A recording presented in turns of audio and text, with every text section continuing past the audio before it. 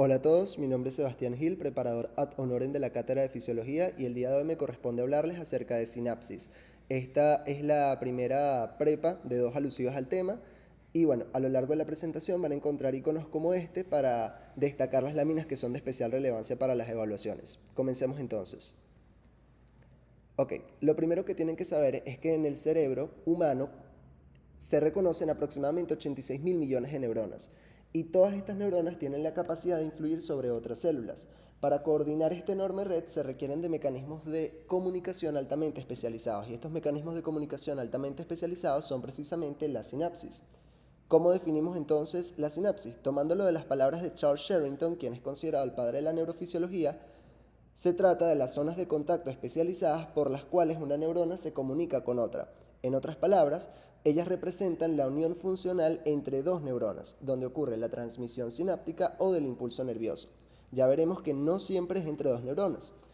¿Por qué? Porque, bueno, cuando hablamos de transmisión sináptica, hablamos del proceso mediante el cual el estado de excitación se transmite de una célula nerviosa a otra célula, como ya dije, no obligatoriamente nerviosa. En la próxima lámina veremos que la sinapsis se pueden clasificar desde el punto de vista anatómico de acuerdo a la naturaleza de la célula posináptica y esta no siempre se trata de una célula nerviosa. Y bueno, el último punto que tienen que tener en cuenta antes de comenzar a ahondar en el tema es que la neurona que transmite el impulso nervioso se conoce como la neurona presináptica y la neurona que lo recibe se denomina neurona posináptica. Bien, entonces, en el cerebro existen muchos tipos de sinapsis y ellos se van a agrupar en función de criterios anatómicos y criterios funcionales. En función de los criterios anatómicos, vamos a clasificar a la sinapsis de acuerdo al tipo de célula posináptica. Hablamos de sinapsis neuromusculares, neuroendocrinas o neurogliales. Es decir, entre una neurona y una célula muscular, entre una neurona y una célula endocrina y entre una neurona y una célula glial respectivamente.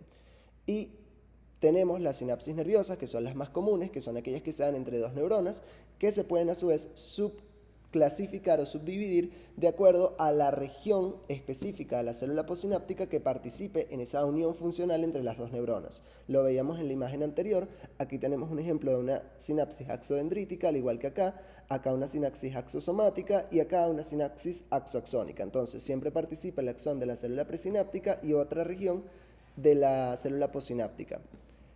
Según criterios funcionales, podemos clasificar a la sinapsis de acuerdo al efecto que producen sobre la célula posináptica y de acuerdo al mecanismo de transmisión sináptica. De acuerdo a su efecto, reconocemos sinapsis excitatorias o excitadoras e inhibitorias y de acuerdo al mecanismo de transmisión, las sinapsis eléctricas y las químicas, que explicaremos más adelante.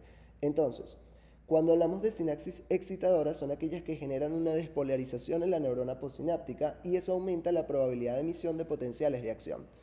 Cuando hablamos de sinapsis inhibitorias, son aquellas que generan una hiperpolarización de la neurona posináptica y disminuyen la probabilidad de emisión de potenciales de acción.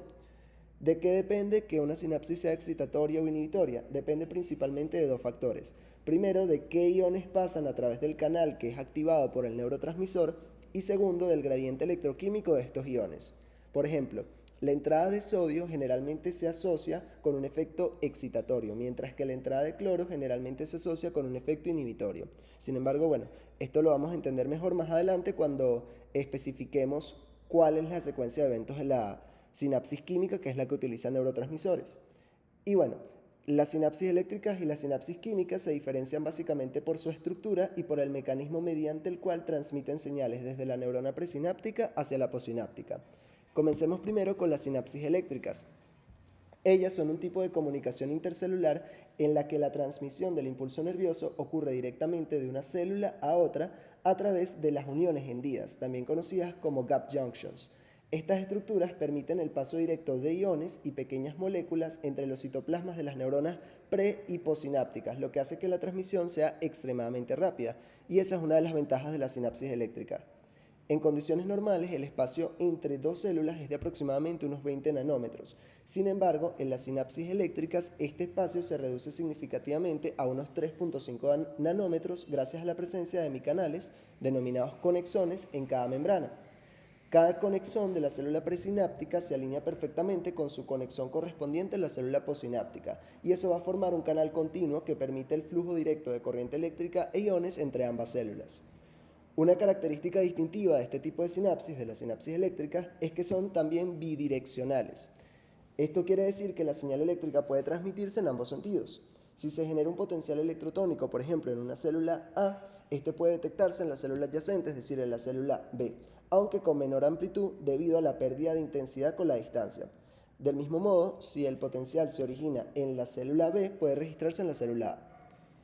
Otra de sus ventajas, o de hecho una de sus principales ventajas en el caso de la sinapsis eléctrica, es el ahorro energético. ¿Por qué? Porque a diferencia de las sinapsis químicas en las que se requiere la síntesis, almacenamiento, liberación y recaptación de neurotransmisores, que son procesos que demandan un importante gasto de energía, las sinapsis eléctricas van a transmitir la información mediante potenciales electrotónicos, es decir, flujos directos de corriente iónica que no implican consumo de ATP. Otra ventaja es su rapidez.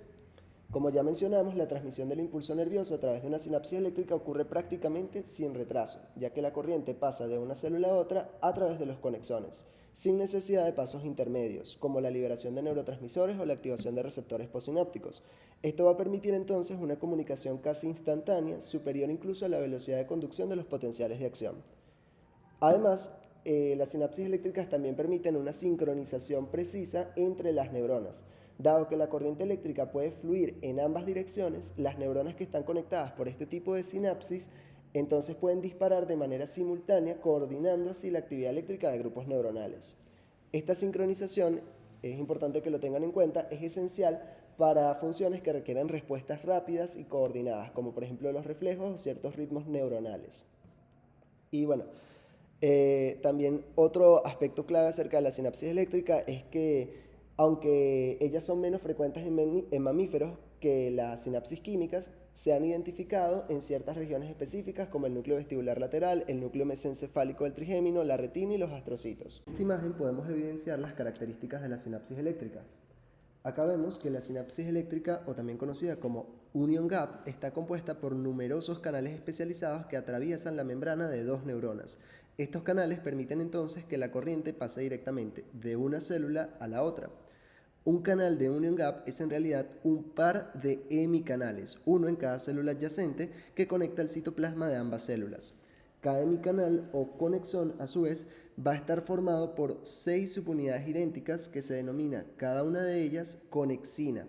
Y cada conexina va a medir aproximadamente 7.5 nanómetros de longitud y atraviesa la membrana celular. Las conexinas se disponen de tal manera que se forma un poro en el centro de la estructura, este poro que vemos acá. El conexón resultante, que tiene un diámetro de poro de aproximadamente 1.5 a 2 nanómetros, va a poseer un contorno hexagonal que es característico. En algunos canales de union gap, el poro se abre cuando las subunidades rotan aproximadamente 0.9 nanómetros en su base citoplasmática en dirección horaria. Bien, pasamos entonces ahora a las sinapsis químicas y sus características.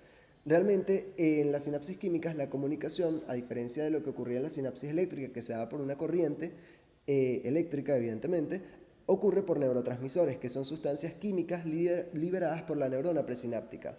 Estos neurotransmisores van a activar receptores específicos en la neurona postsináptica y es importante que sepan que existen más de 100 neurotransmisores conocidos, más adelante hablaremos de ellos. Entonces, la sinapsis neuromuscular es la que se emplea como modelo o prototipo para el estudio de la sinapsis química. Y bueno, básicamente en ella lo que hacemos es identificar los elementos que están presentes en este tipo de comunicación.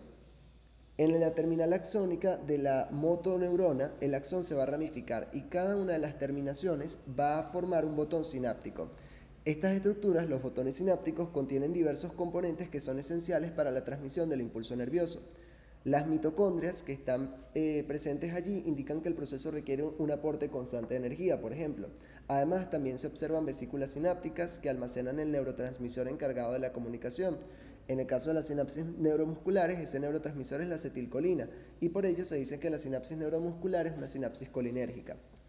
La liberación del neurotransmisor a su vez va a estar regulada por canales de calcio voltaje dependientes que se abren cuando el potencial de acción alcanza la terminal presináptica. Esa entrada de calcio al interior del botón sináptico desencadena la exocitosis de la vesícula, proceso que ocurre en una región especializada llamada zona activa.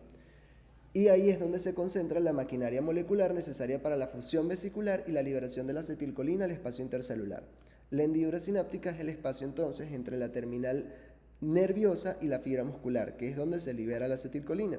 Y en el lado opuesto se localiza la membrana postsináptica del músculo, que en el caso de las sinapsis neuromusculares va a presentar invaginaciones o pliegues de unión que aumentan la superficie de contacto y optimizan la recepción del neurotransmisor.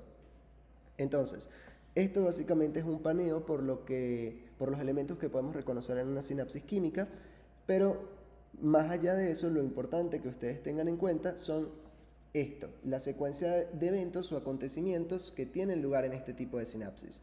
Y los vamos a resumir en 7 pasos. Acá, bueno, están en 5, pero el doctor en su clase colocó esta imagen, así que vamos a utilizarla como base para explicar cuáles son los acontecimientos de la sinapsis química. En sí, todos siguen un proceso muy similar, que siempre viene dado por la síntesis y empaquetamiento de los neurotransmisores en vesículas sinápticas, la liberación desde la terminal presináptica, la unión a receptores postsinápticas y la eliminación después mediante recaptación o degradación. Pero vamos a verlos paso por paso. Son 7. El primer paso es el empaquetamiento del neurotransmisor. Básicamente las moléculas del neurotransmisor se van a almacenar en vesículas sinápticas y los transportadores vesiculares van a concentrar el neurotransmisor dentro de la vesícula usando la energía de un gradiente electroquímico de hidrogeniones. Luego tiene lugar la llegada del potencial de acción, es decir, un potencial de acción que es generado por canales de sodio y potasio voltaje dependientes va a alcanzar la terminal nerviosa presináptica. La despolarización, que es generada por ese potencial de acción, va a abrir canales de calcio voltaje dependientes en esa terminal presináptica. Y cuando el calcio entra al terminal presináptico, se produce evidentemente un aumento de su concentración intracelular, desencadenando entonces la fusión de las vesículas sinápticas con la membrana presináptica. Se liberan entonces paquetes de neurotransmisor a la hendidura sináptica. Y luego ese neurotransmisor va a difundir a través de la hendidura sináptica y se une a receptores específicos en la membrana de la célula postsináptica. Es importante recordar o importante mencionar, porque esto lo van a profundizar más en la siguiente clase, que existen 2 grandes tipos de receptores para los neurotransmisores, que son los receptores ionotrópicos y los metabotrópicos. Los ionotrópicos son aquellos en donde el receptor es también un canal iónico y donde la unión del neurotransmisor abre o cierra el canal directamente, y los receptores metabotrópicos, donde el receptor y el canal son estructuras separadas y básicamente la señal se transmite mediante segundos mensajeros, por ejemplo los receptores acoplados a proteína G. El sexto paso sería la activación de la célula postsináptica. Ya sabemos que el neurotransmisor se une al receptor, eso va a activar al receptor y desencadena la respuesta postsináptica, que puede ser de acuerdo con el tipo de receptor, la apertura o cierre de canales, la activación de segundos mensajeros, etc. Y por último tenemos la terminación de la señal, en donde la señal va a finalizar mediante uno o varios de los siguientes mecanismos: degradación enzimática del neurotransmisor, recaptación del neurotransmisor o difusión del neurotransmisor fuera de la sinapsis. Bien, en este cuadro se resumen las características principales de la sinapsis eléctrica y la sinapsis química. Es importante que tengan claro cada uno de estos aspectos, ya los mencionamos y los explicamos en las láminas anteriores, pero bueno, si hay algo que suele ser pregunta de examen segura son estas características.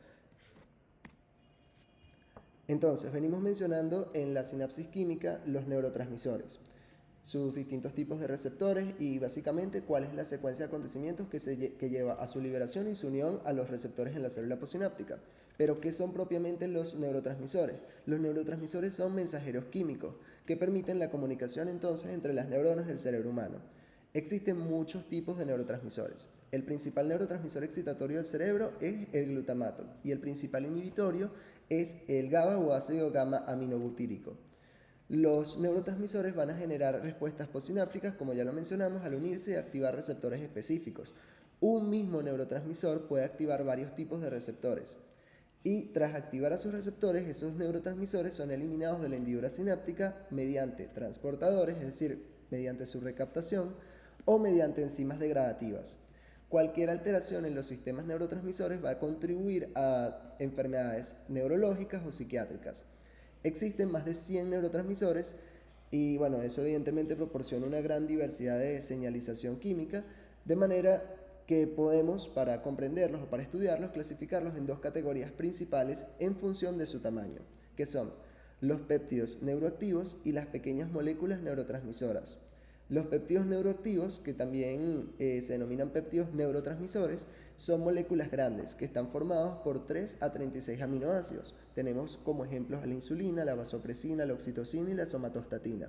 Mientras que las pequeñas moléculas neurotransmisoras son moléculas mucho más pequeñas que los neuropéptidos y bueno, ellos incluyen principalmente a los aminoácidos como el glutamato, el ácido gamma-aminobutírico y la glicina y aminas biogénicas como la dopamina, noradrenalina, adrenalina, serotonina e histamina. Y también el trifosfato de adenosina o ATP.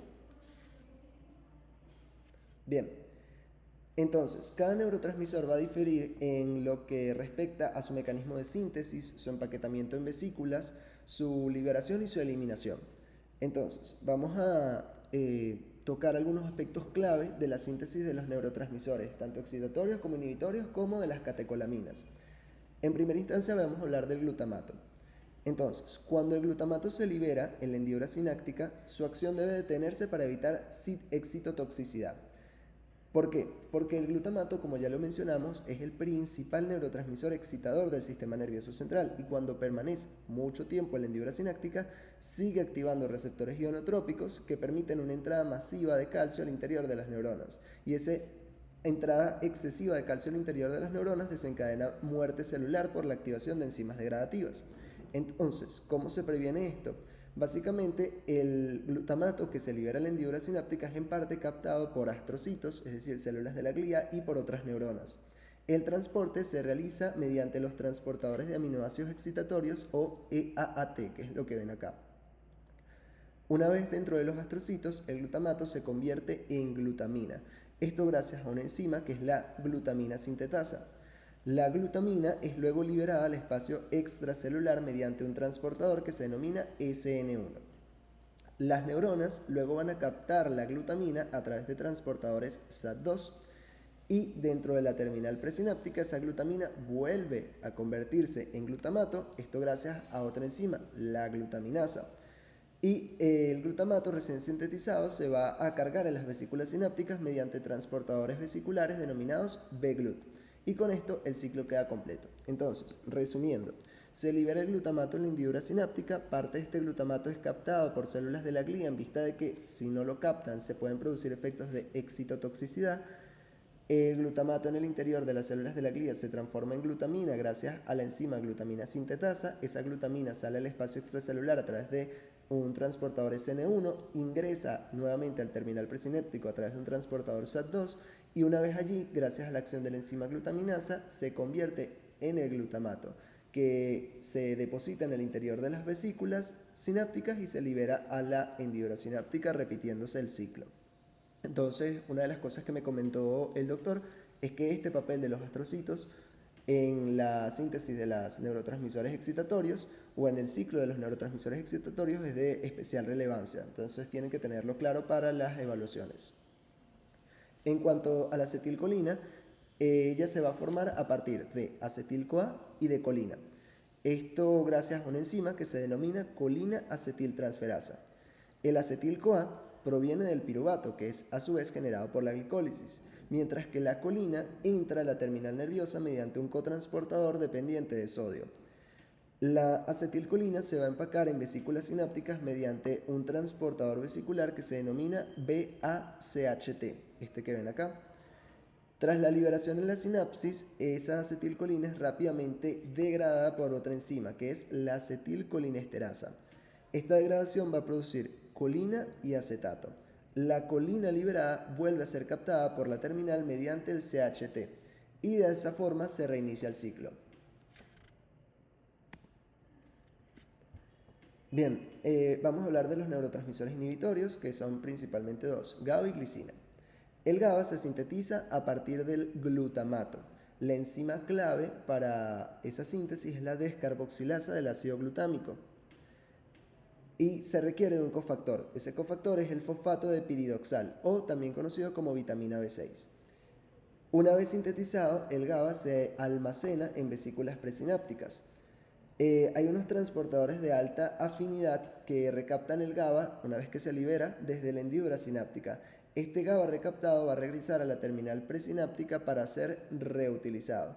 Entonces, tanto GABA como glicina, importante que tengan claro, se almacenan en vesículas por un transportador vesicular inhibitorio de aminoácidos o VIAT,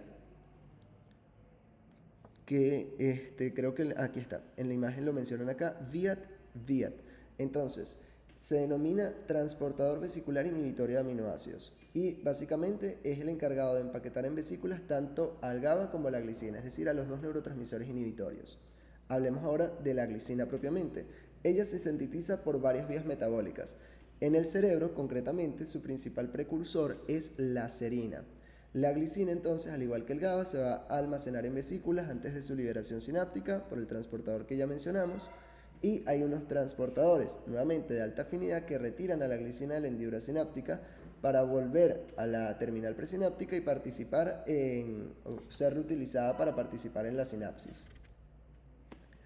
Lo más importante que tengan en cuenta, que deben tener en cuenta en la síntesis de neurotransmisores tanto excitatorios como inhibitorios, es las enzimas que catalizan la conversión del precursor de cada uno de esos neurotransmisores hacia el neurotransmisor propiamente dicho. Y bueno, como les mencioné en el caso del glutamato, también el papel de las células gliales en su recaptación para convertirlo en glutamina y de esa manera evitar efectos de excitotoxicidad. Ahora hablemos de la síntesis de catecolaminas, concretamente dopamina, norepinefrina y epinefrina.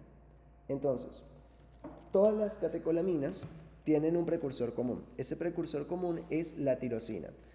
Y a partir de esa tirosina, gracias a una enzima conocida como tirosina hidroxilasa, se va a formar dihidroxofenilalanina o DOPA, que a partir de ese DOPA es que se generan cada una de las catecolaminas. Entonces, este primer paso, la conversión de tiroxina a dihidrofenilalanina, es el paso limitante en la síntesis de las catecolaminas.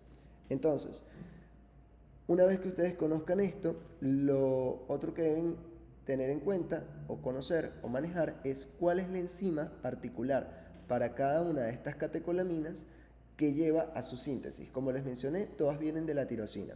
Esa tirosina, cuando se convierte en DOPA, gracias a la enzima tirosina hidroxilasa, luego va a dar pie a la formación de cada una de las catecolaminas. Y para que se den o para que se generen cada una de esas catecolaminas se requiere la participación de enzimas específicas. Por ejemplo, en el caso de la dopamina, se requiere de la enzima DOPA descarboxilasa para que se forme a partir de la dihidrofenilalanina. En el caso de la norepinefrina se requiere de otra enzima que se denomina, ya que este nombre está largo, se denomina dopamina betahidroxilasa. Y en el caso de la epinefrina se requiere entonces de la feniletanolamina N-metiltransferasa. Realmente yo dudo que esto sea una pregunta de examen, al menos las enzimas particulares para cada una de las catecolaminas. Lo que sí les pueden preguntar es el orden en que se generan a partir de la tirosina y bueno, claro está, de cuál es el aminoácido a partir del cual derivan todas esas catecolaminas y cuál es la enzima que participa en el paso limitante de tirosina a DOPA o dihidrofenilalanina. Y bueno, tenemos la serotonina y la histamina. Recordemos que habíamos hablado de las aminas biogénicas. Esas aminas biogénicas eran 5 e incluían tanto a los aminoácidos, que son los 3 que ya hablamos, como a la serotonina y la histamina.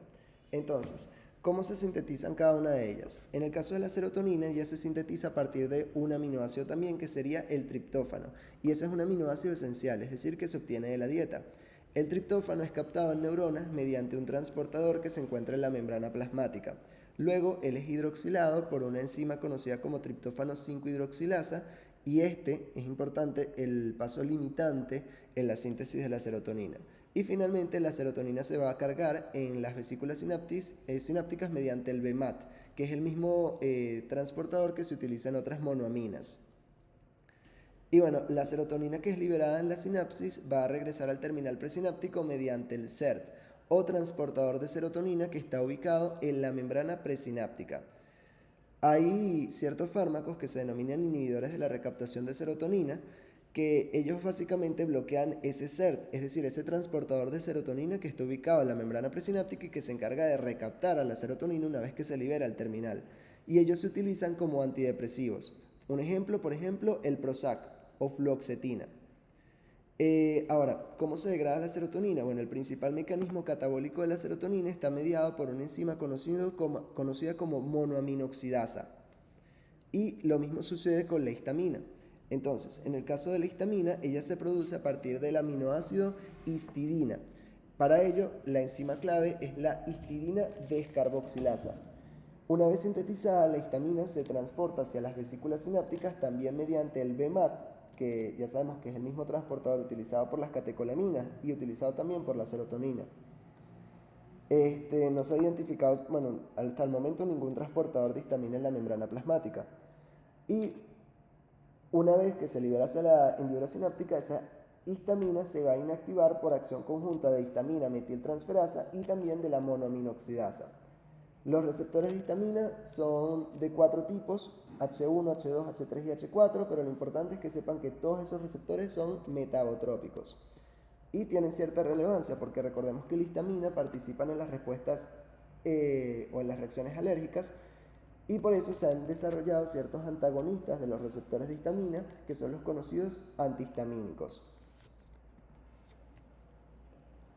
Bien, entonces, ya hablemos de cómo se sintetizan cada uno de estos neurotransmisores por separado.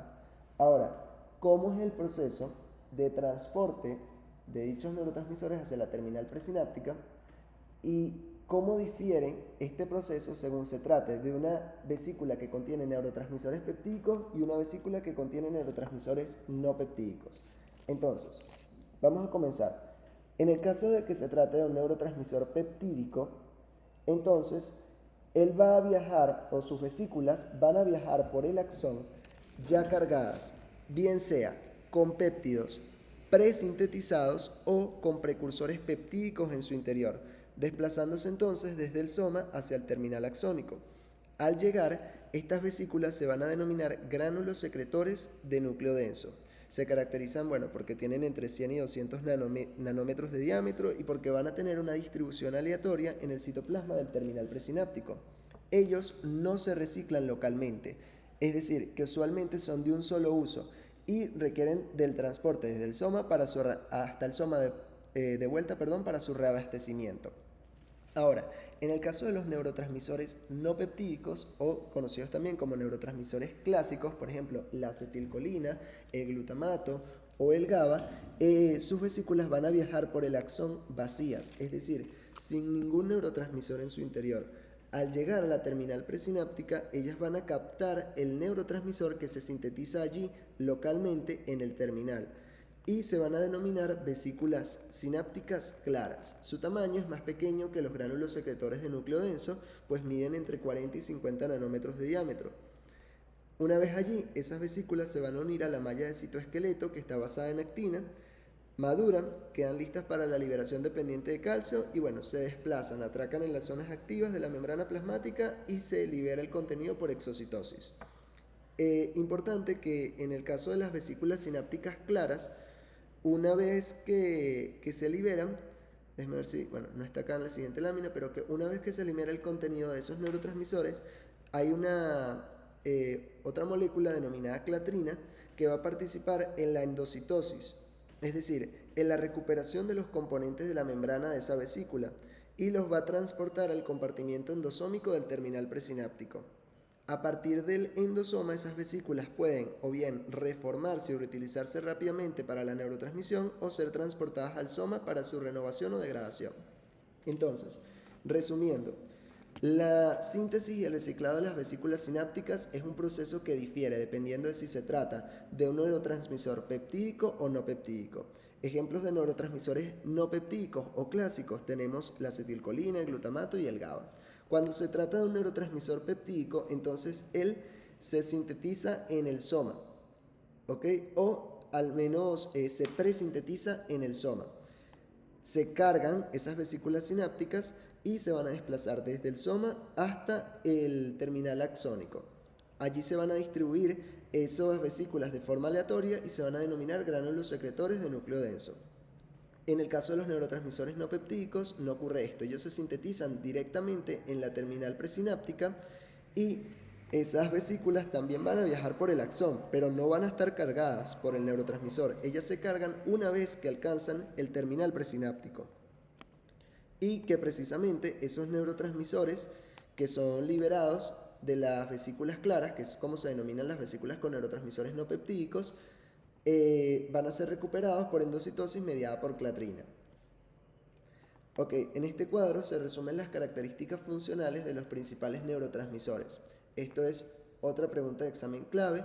Tienen que tener en cuenta principalmente si el efecto primordial o fundamental de ese neurotransmisor es excitatorio o inhibitorio, o si puede ser excitatorio e inhibitorio, cuáles son sus precursores, lo que les había comentado, cuál es el paso limitante en la síntesis de cada uno de esos neurotransmisores y si se transportan en vesículas claras pequeñas o se transportan en vesículas de gránulos o granulares densas, que son los dos tipos de vesículas que les mencioné previamente.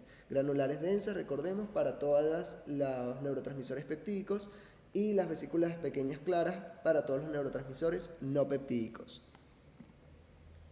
Ahora, en este cuadro, también, este lo añadí yo, este no estaba directamente en la clase, pero era para que tuviesen en cuenta los tipos de receptores de cada uno de los neurotransmisores, si son ionotrópicos o si son metabotrópicos. Esto también es pregunta de examen segura, según me comentó el doctor, entonces tómelo en cuenta. Bien, acá también no es más que una síntesis de lo que mencionamos previamente, más que todo haciendo hincapié en ciertos puntos clave o ciertos datos que tienen que tomar en cuenta para las evaluaciones, porque lo suelen preguntar ya sea en formato de completación o de selección simple. Para culminar con la prepa vamos a hablar entonces de la exocitosis de las vesículas sinápticas y cómo se da este proceso. Lo primero que tenemos que saber es que la exocitosis de las vesículas sinápticas es uno de los eventos clave para que ocurra la transmisión del impulso eléctrico en la sinapsis química. Eso lo tenemos claro por la secuencia de eventos que abordamos previamente. Ahora, para que ello ocurra se requieren de ciertas proteínas. Esas proteínas hacen parte de un complejo que se denomina el complejo SNER. Entonces, el complejo SNER va a estar formado por proteínas que están presentes tanto en la vesícula sináptica como en la membrana plasmática.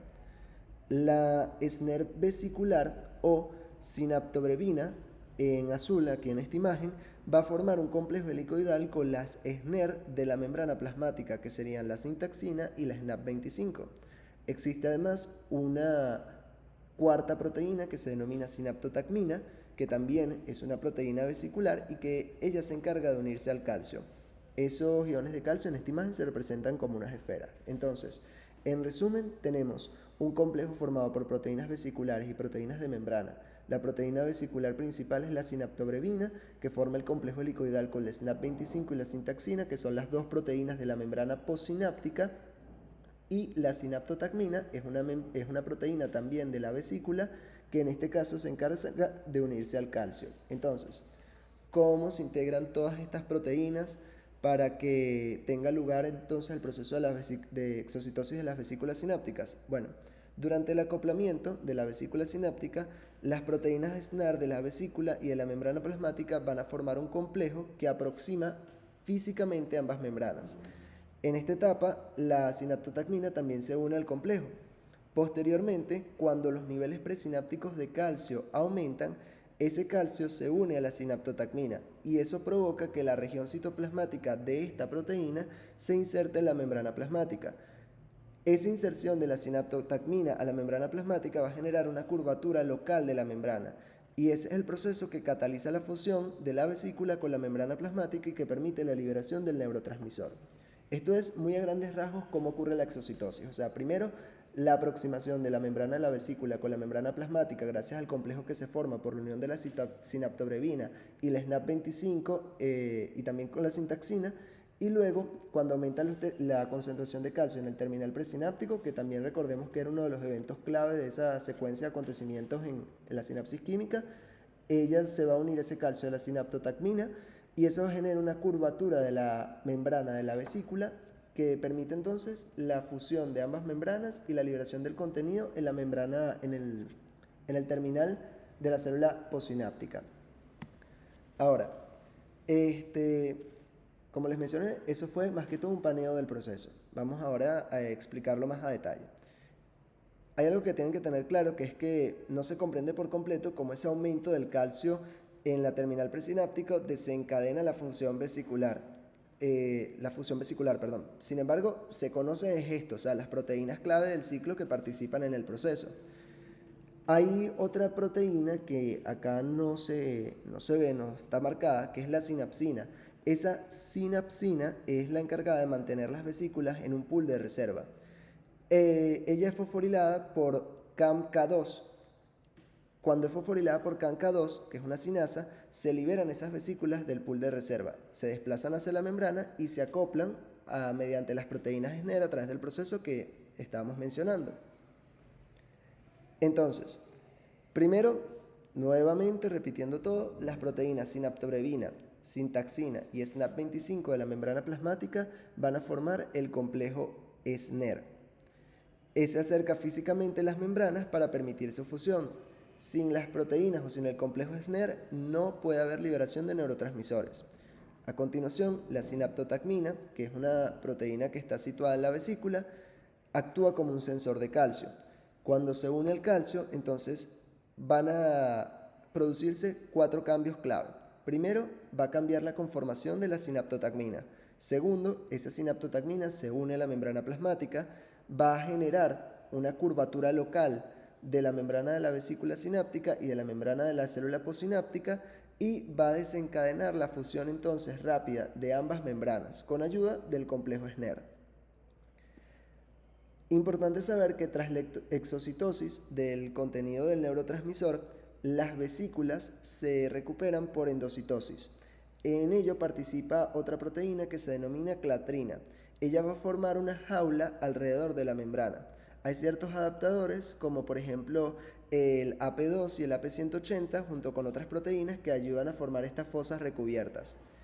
Luego de que se forma esa jaula alrededor de la membrana, hay otra proteína que se denomina dinamina.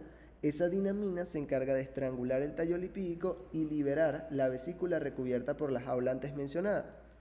Entonces, la actina se va a encargar de transportar hacia el interior esa vesícula y luego la HSC70 va a retirar la cubierta de clatrina.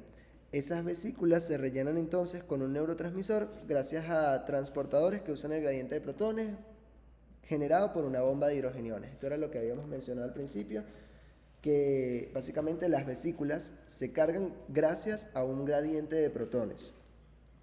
Esto se explica mejor, no sé si ya lo tienen, ya se los pasé por el grupo, pero se los vuelvo a hacer llegar el día de hoy el resumen de Sinapsis 1 y 2 del año pasado. Pero bueno, con esto finalizamos la prepa de Sinapsis 1 y 2.